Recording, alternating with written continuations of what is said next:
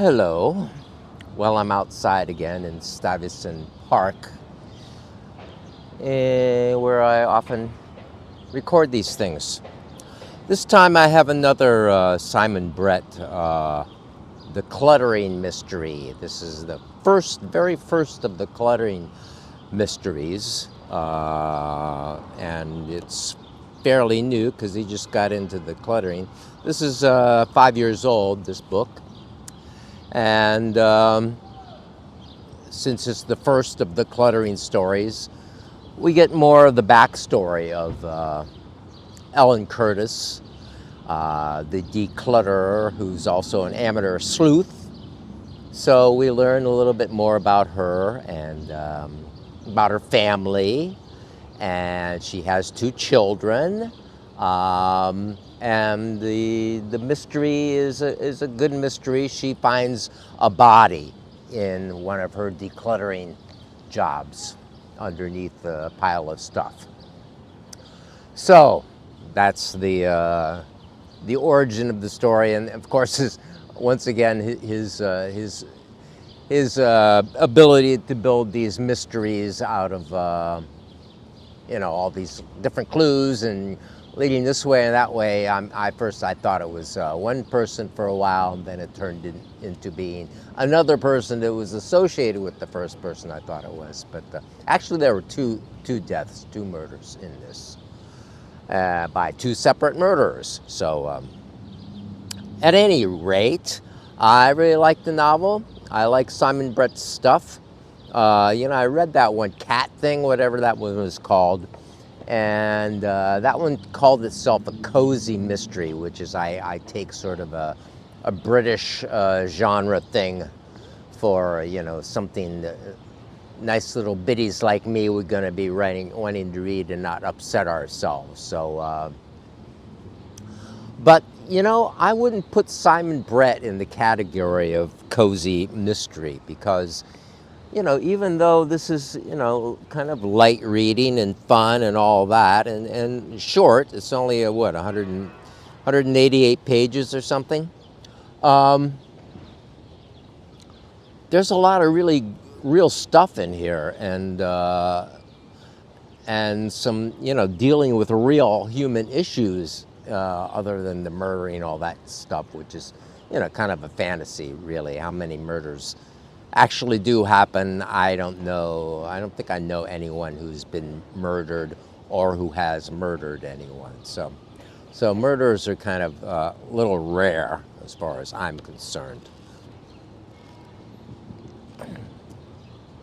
But in this, we go back to her husband, who was a cartoonist, who was very much depressed. And depression kind of ruled his life. He tells us the backstory of Ellen Curtis's husband, Mr. Curtis, who is a cartoonist in newspapers, and who was very, very depressed. And then he passed away, and in a way that depressed people might do that. So it doesn't look away from things like self-deletion. Actually, her son is in risk of that as well because her son is depressed. So there's a long section in there toward the end where, she's really concerned about the depression of these people and the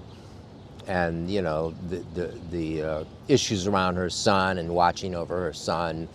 And so, that's what I'm saying. It's not just not just all fun and games. Real life is allowed to be brought into Simon Brett's really wonderful work. I really like his books. And The Clutter Corpse, a declutter mystery, was a good book as far as I'm concerned. I enjoyed it. I think there's a 3rd decluttering book that's come out. I read the second one first and reviewed it here somewhere.